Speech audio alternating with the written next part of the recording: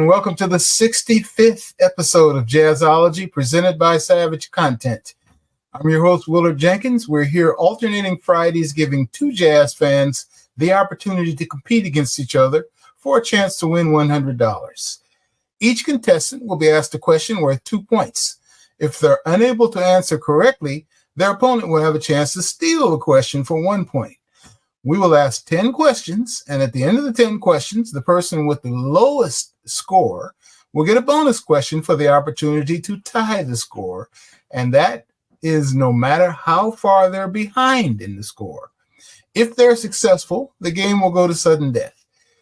The person in the lead at the end of regulation will go first, and each contestant will take turns trying to answer the sudden death multiple choice question until we have a winner.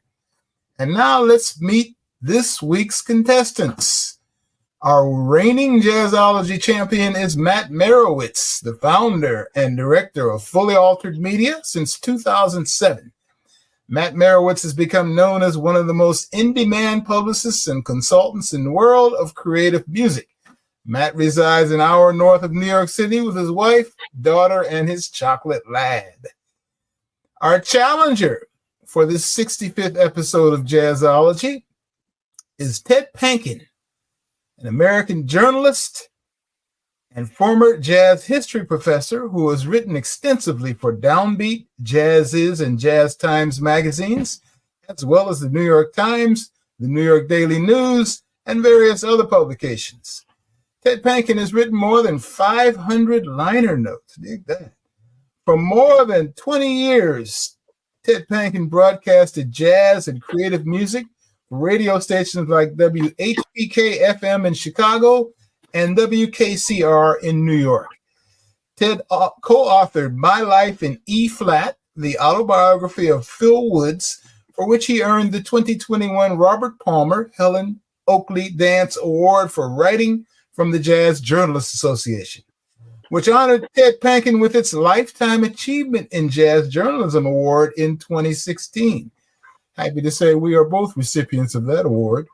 Since 2015, Ted Panken has conducted several dozen public interviews in conjunction with the National Jazz Museum in Harlem. Many of his extensive interviews and articles are included in the 220 posts on Ted Panken's blog. Today is the question. Welcome, Ted. And welcome back, Matt. Hi, Will. It's great to be here, Willard. Nice to see you. Really nice to have you, Ted. Hi, Willard. And Thank now you, let's get to today's Jazzology. And as our reigning champion, Matt Merewitz goes first. Matt, who was the author of the book, The Jazz Life? Was that A, Leonard Feather, B, Nat Hentoff, C, Martin Williams, D, Nat Shapiro, or E, Robert Palmer? So because Ted is such a formidable opponent, I'm going to maybe dispense with as much of my banter this time. I'm going to go with B, Nat Hentoff. That is correct. And what was your thought process?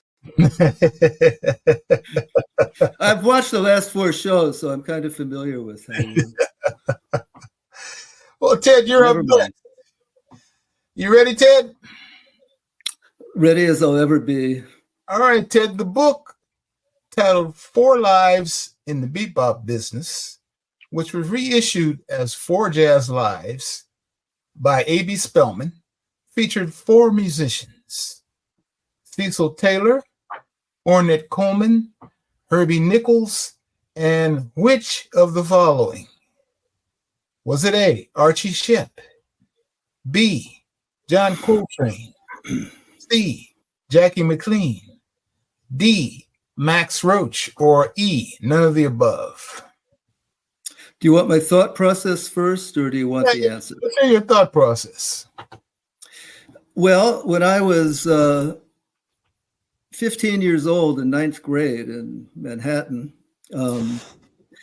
the person who sort of brought me into jazz, his name was Cliff Lauder, who worked at the Village Vanguard for a while, a lot of things. He was also the basketball coach at the school. Had a after-school jazz thing, and we were reading Nat Hentoff's book, Hear Me Talking to You, which is another thing that Nat Hentoff wrote. And Cliff later in the school year brought Jackie McLean to our school for a concert, which was the first live jazz I'd ever heard. And one of the first books I ever read about this music was A.B. Spellman's amazing book, Four Lives in the Bebop Business. I can't remember, it was subsequently changed. So I of course was fascinated by Jackie McLean's testimony through the filter of A.B. Spellman in that book. So your answer is? C, Jackie McLean. That is correct. Jackie McLean was one of the four musicians who were profiled in Four Lives in the Bebop Business. And we are tied at 2. So Matt, you're up next. Matt, who was the piano player in Terry Lynn Carrington's Social Science Project band? Was it A, Aaron Deal, B, Christian Sands, C, Chris Davis, D, Aaron Parks, or E, Helen Sung? That would be D, Aaron Parks. That is correct. And what was your thought process on that? I know everyone in the band personally. All right. So, Ted, you're up next. Ted, trumpeter Randy Brecker studied music at which of the following schools? Was it A, Indiana University, B, Berklee College of Music, C, New England Conservatory, D, Manhattan School of Music, or E, Eastman School of Music? Thought process first or the answer first? No, the thought process works. Well, during the 60s, when Randy Brecker was, in school, there weren't very many conservatories of jazz, schools of higher education where jazz was taught. Berklee College of Music was one of them, but I'm not sure that New England Conservatory had started a third stream program at the time. Maybe they had. Manhattan School of Music wasn't teaching jazz, and Eastman wasn't teaching jazz at the time. Ron Carter had gone to Eastman as a classical cellist, but got his jazz education in the clubs in Rochester. But Indiana University was one of the few places that had a jazz a degree in jazz, I believe, and David Baker was teaching there, other people, and they won, and that's where Randy Brecker went to college, Indiana University.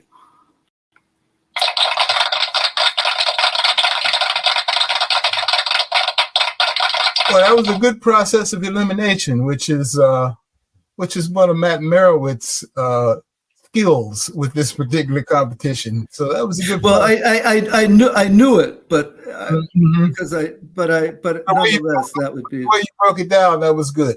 That was good. Thank you, Willard. So Matt, there were 2 piano players on trumpeter Blue Mitchell's 1966 Blue Note album titled Boss Horn, including which of the following? Would that have been A, Sonny Clark, B, Herbie Hancock, C, McCoy Tyner, D, Chick Corea, or E, Horace Silver?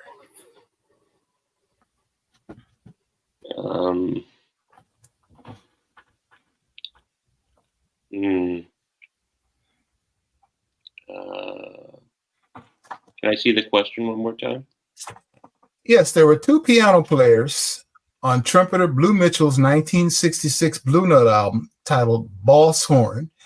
which included which of the following? Would that have been A, Sonny Clark, B, Herbie Hancock, C, McCoy Tyner, D, Chick Corea, or E, Horace Silver?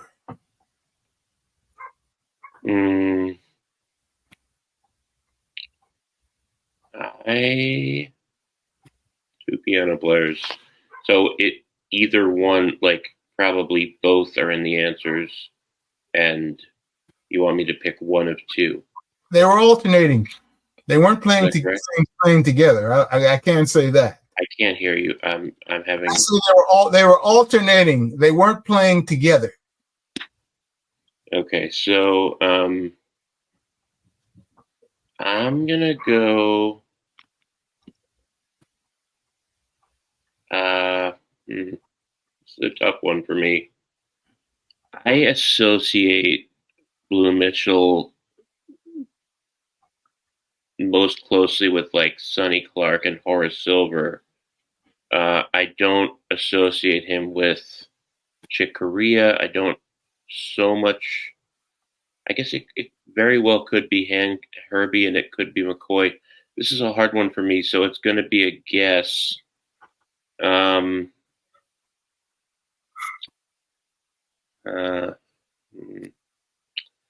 I'll go with E, Horace Silver. That is incorrect. Ted Panken with an opportunity to steal the point. Ted, there were two piano players, and I emphasize they were alternating tracks on trumpeter Blue Mitchell's 1966 Blue Note album, Boss Horn, including which of the following?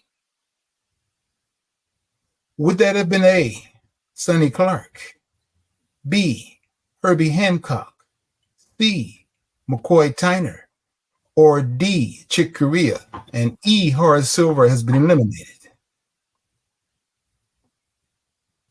It's D, Chick Corea. That is correct. And what was your process for arriving at that? Well, again, it's one of the millions of pieces of jazz trivia that unfortunately is stored in my brain. But Chick was on a couple of Blue Mitchell records in the '60s. He was a very he did a real apprenticeship. Chick played with Sarah Vaughan for a year. He was her pianist on the road for a year. He did a lot of gigs that you might not necessarily associate with the personality that he became or the famous records that he did under his leadership in the '60s, which were on the I hate the word cutting edge, but that's the only cliche I can come up with right now. So anyway, he did a number of records with Blue Mitchell. That was actually one of the first places I heard Chick Corea, because my father had that record, Boss Horn. Mm-hmm. We have to ask the quintessential question of Ted Panken, since this is his first time on Jazzology. And it is, Ted, how did you fall in love with jazz? Long story or short one, Willard? Let's go with the short one this time.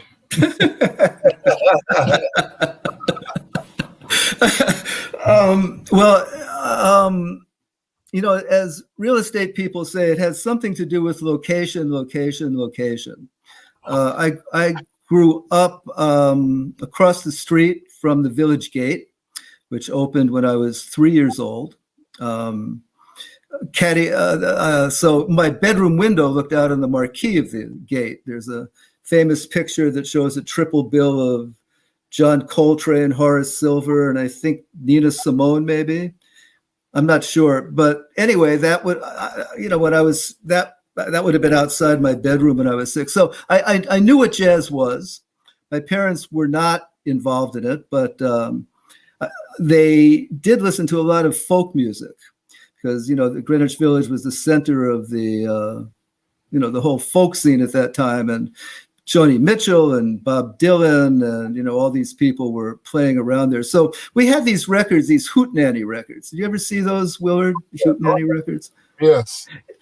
Those hootenanny records had Josh White, I've Always Been in Trouble, because I'm a Black-Skinned Man, Clara Ward and the Clara Ward Singers, I'm a Soldier in the Army of the Lord. I heard those. Anyway, as a kid, I listened to garden variety stuff. I like the Beatles. I like Motown. I listened to classical music too. Then when I was 14 in high school in 9th grade, had a teacher who I liked very much, who was a Black man who taught history and was the basketball coach and had an extracurricular jazz course, which he used Nat Hentoff's Hear Me Talking to You, which is one of the great books to start anybody off with. It's kind of a pastiche of quotes and reminiscences from all the people who were the early great jazz musicians, and it's a great narrative, a really brilliant book. And he somehow knew Jackie McLean, and he brought Jackie McLean to my school for a concert. I think he might have had Clifford Jarvis. I know he had Larry Ridley. I don't know who was the pianist. So that was it. And then I heard Charlie Parker, and that was my soundtrack. So there you go, Charlie Parker. Jackie McLean, you were already clued into Jackie McLean. That was a softball question for you. Gave me a softball, Willard. I'm expecting a real hardball one, or maybe a changeup. So See, Matt, this is the problem.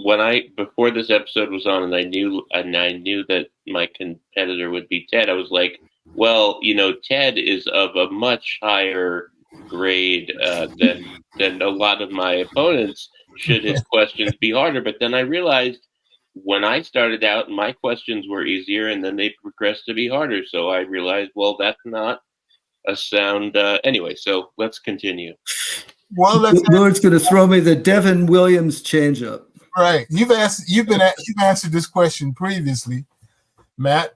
So let me ask you another question, and that is, as a jazz and creative music publicist, what's your sense of the evolution of recordings from physical media, i.e., LPs and CDs, to digital files? Well, music is still music, right? If you can get your technological setup at home or at your listening station or wherever you listen to be compatible with how music is coming in, then whatever works. But from my personal perspective in 2025, what I like is vinyl.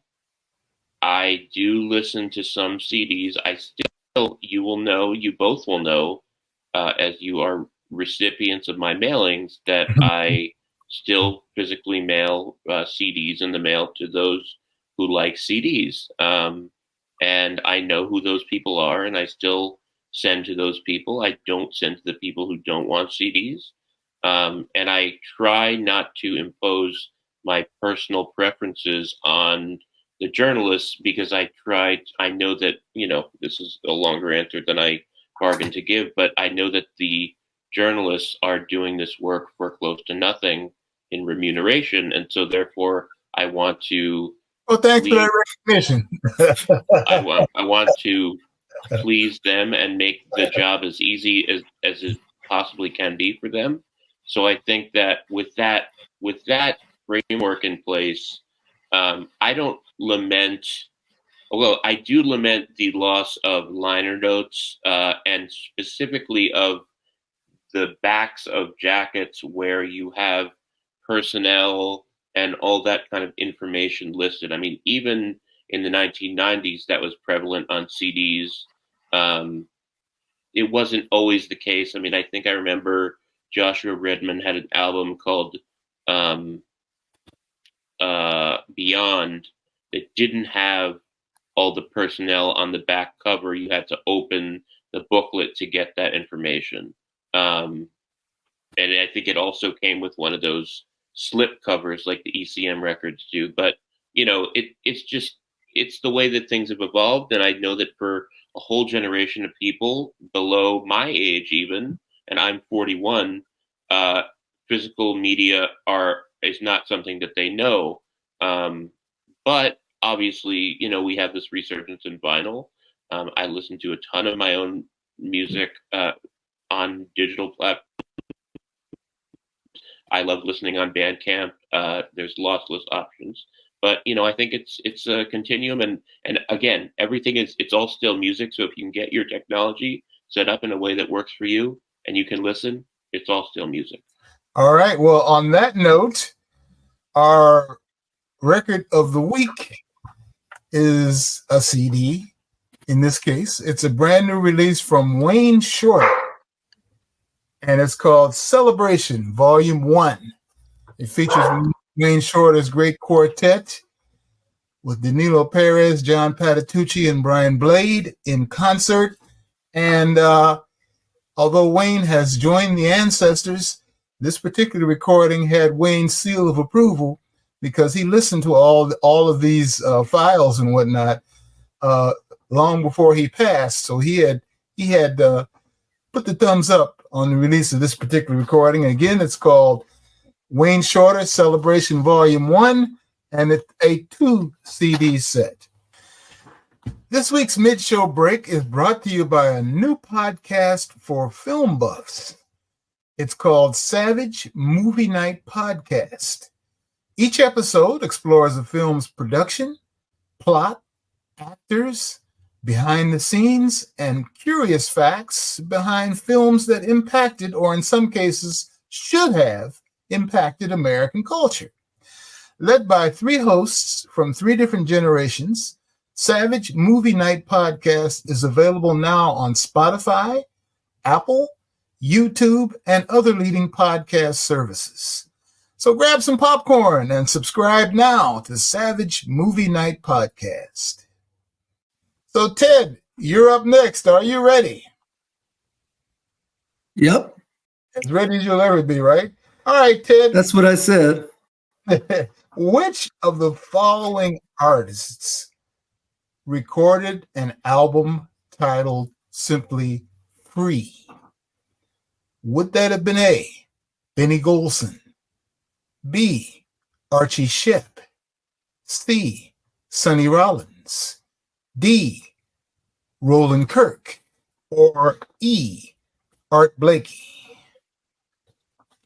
Now, Willard, that's a tough one. So I'm going to go through some reasoning process that I've learned from watching Matt Merewitz over the years, and we'll see if I'm as successful as he's been in doing this. Sonny Rollins did not record Sonny Rollins is out. He didn't do it. Art Blakey didn't record a record called Free either. Roland Kirk did a record called We Free Kings, but that's not Free standalone, and I don't think he did a record called Free. So it's either Archie Shepp or Benny Golson, and I'm trying to think if Benny, who just passed recently and could really go all the way out there when the spirit took him. Somebody posted a version of Stablemates that he did with Mulgrew Miller, where he'd go into like an 8-minute tenor drums duet with whoever was the drummer. Anyway, so it's either Benny Golson or Archie Shepp, both from Philadelphia. And I don't remember an album. Benny did a record for Argo called Pick a Number from 1 to 10. He did a quartet album with Tommy Flanagan and Arthur Taylor, I think. I can't remember who the bassist was. I'm trying to remember.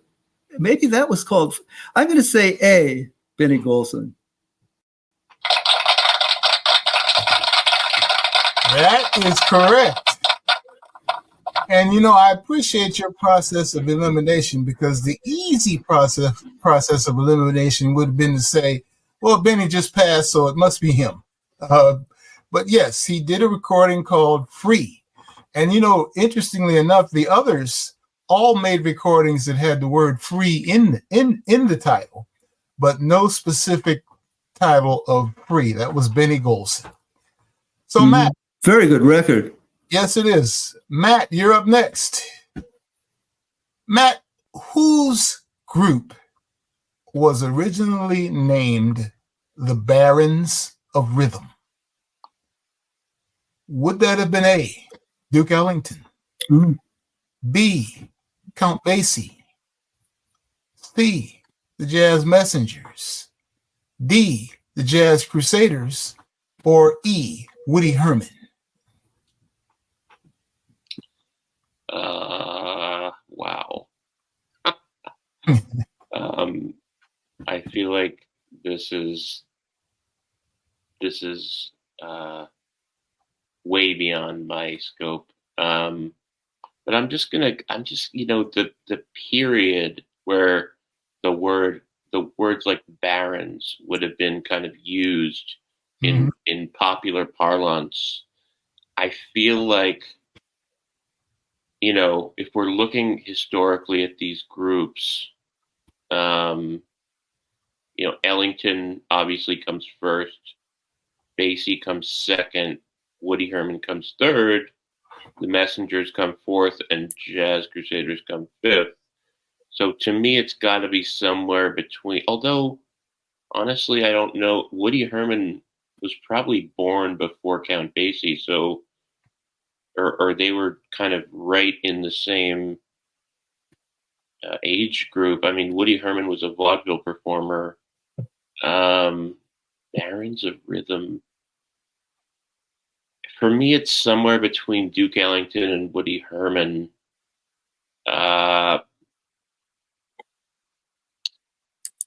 Only because my high school alma mater was the Batlin Barons, and Duke Ellington, and I'm from the DC area, and Duke Ellington was from DC. I'm going to go with A, Duke Ellington. That is incorrect. And Ted Panken with an opportunity to steal the question. Ted, whose group was originally named the Barons of Rhythm? A, Duke Ellington has been eliminated. So was it B, Count Basie? C, the Jazz Messengers? D, the Jazz Crusaders? Or E, Woody Herman? Well, that's another tough question. So we know it's not Basie, and it's not. I'm quite sure it's not Basie, and I'm quite sure it's not the Jazz Messengers.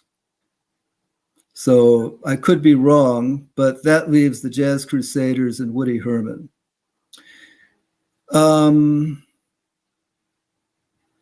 Because the Basie band emerged out of the Benny Moten band, which emerged out of Walter Page's, Oklahoma City, the Blue Devils. And the Jazz Messengers started as a 17-piece big band in New York. And I don't think Art Blakey called them the Barons of Rhythm. That maybe he did. Charles Mingus called himself Baron Mingus during that time. So it wasn't parlance during the 40s. Or early 40s, but I don't think it was the Jazz Messengers. It could be proven wrong. So that leaves the Jazz Crusaders and Woody Herman. I'm going to go with D, the Jazz Crusaders, because I just can't quite apply that name to a band that Woody Herman would have led. But the Jazz Crusaders is only an educated, or maybe not so educated guess. That is incorrect. The correct answer is that the artist whose group originally named the Barons of Rhythm was B, Count Basie. So Ted, you're up. Was that in New Jersey? The group that you're talking about? No, yes, I think it was. Yes. Oh, so before he went to Kansas City. Got it. Okay. Okay, Ted, you're up next.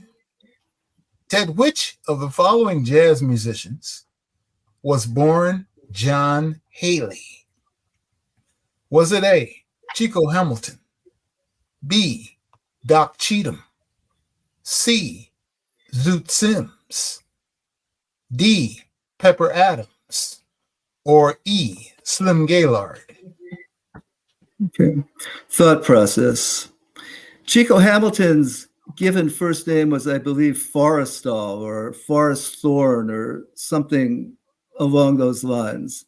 I could be mangling that up. Doc Cheatham's first name was Adolphus, I think. Pepper Adams was Park. I don't know Slim Gaylord's first name, but I do know that Zoot Sims, C, was John Haley Sims. That is correct.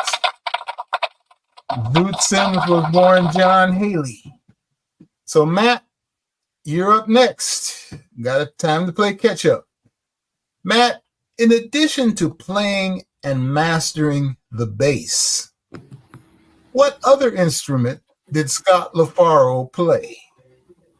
Did Scott LaFaro play the tenor saxophone, A, B, the violin, C, the trumpet, D, the guitar, or E, the clarinet?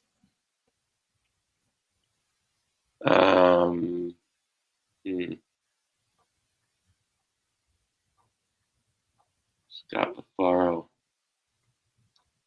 Probably should have bought that box set that Zev Feldman put out. Then I would know this question for sure. You know,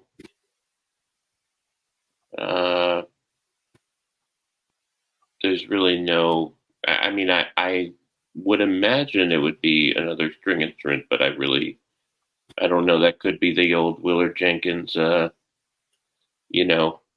trickery. But I think that something's speaking to me about E, the clarinet. So I'm going to go E, clarinet. That is incorrect. And Ted with an opportunity to steal a point. Ted, in addition to playing and mastering the bass, what other instrument did Scott LaFaro play? Was it A, the tenor saxophone, B, the violin, C, the trumpet, D, the guitar, E, the clarinet's been eliminated? Yeah, this is a question I don't know the answer to, so I'm going to have to guess. I haven't read the biography of Scott LaFaro. I think his sister wrote a biography of him. And I somehow remember that he did play another instrument, and I can't remember which one it was. And I guess if this is a misdirection on your part, Willard, then it would be the tenor sax or the trumpet. And if it's not a misdirection, then it would be either the violin or the guitar. I suspect it's either the violin or the guitar. Well, I read that he picked up the bass in high school and he learned it rather quickly, that he accrued that level of technique in a very short time. I guess he must have been practicing 10 hours a day or something in upstate New York. So maybe, so you know what? I'm going to outguess myself here. I don't do well with these sorts. When I was doing standardized testing, I never did well with the process of elimination sorts of questions. But I'm going to guess. I'm going to guess C, the trumpet.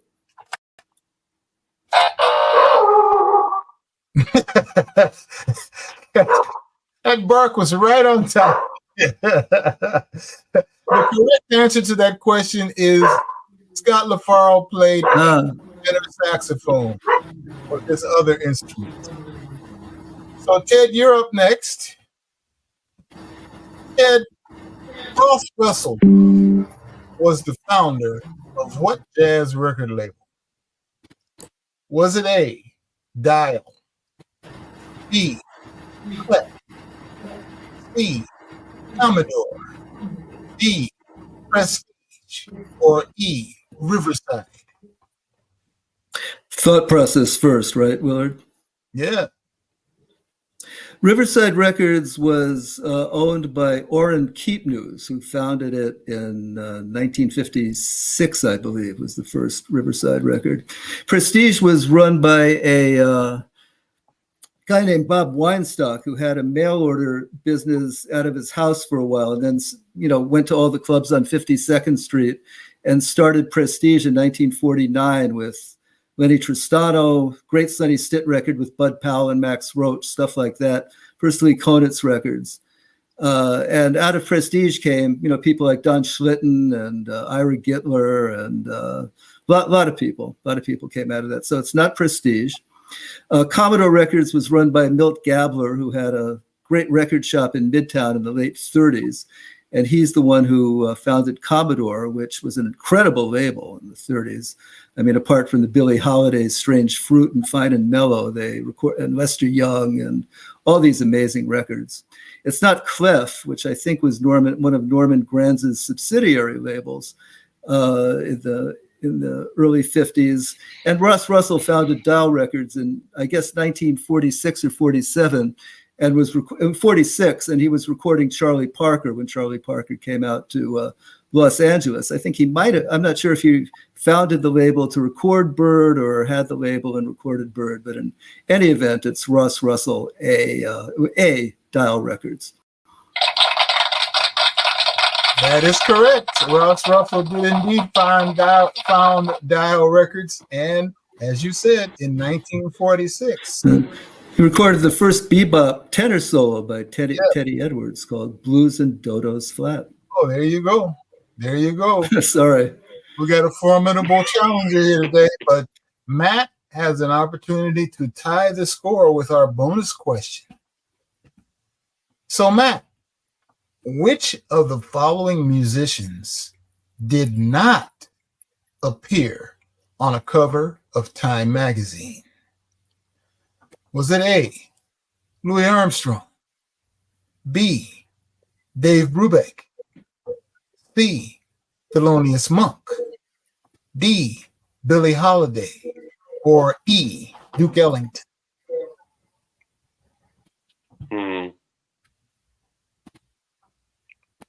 It should be immediately apparent. I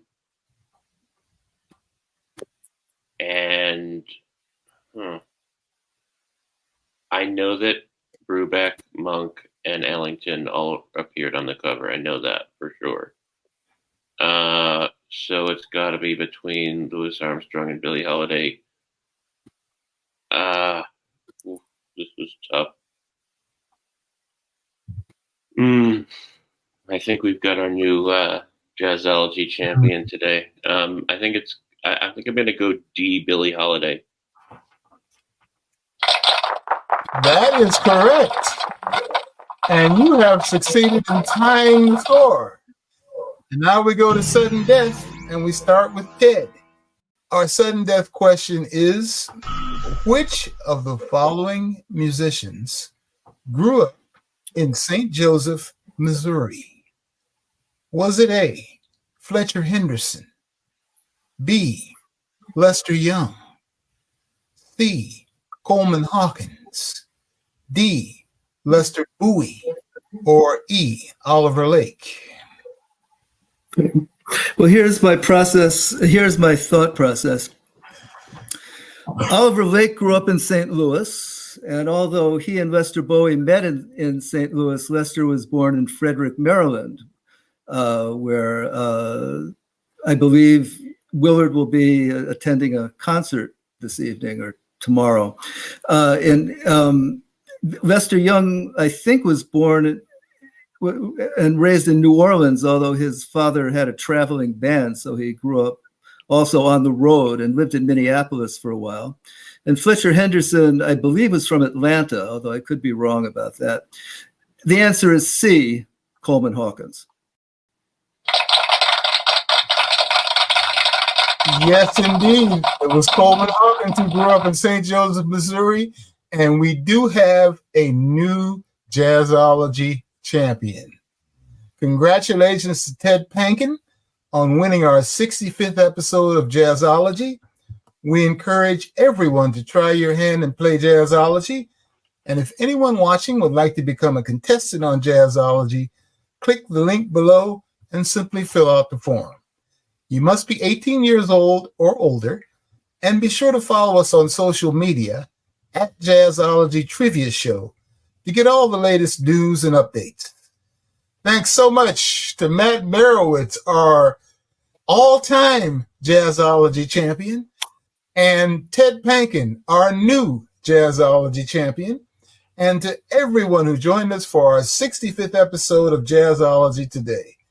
Remember, you can check out Jazzology every other Friday at 2:30 p.m. Eastern Standard Time, and if you missed the show live, you can find the archive on the Savage Content YouTube channel. And we will see you the next time on Jazzology.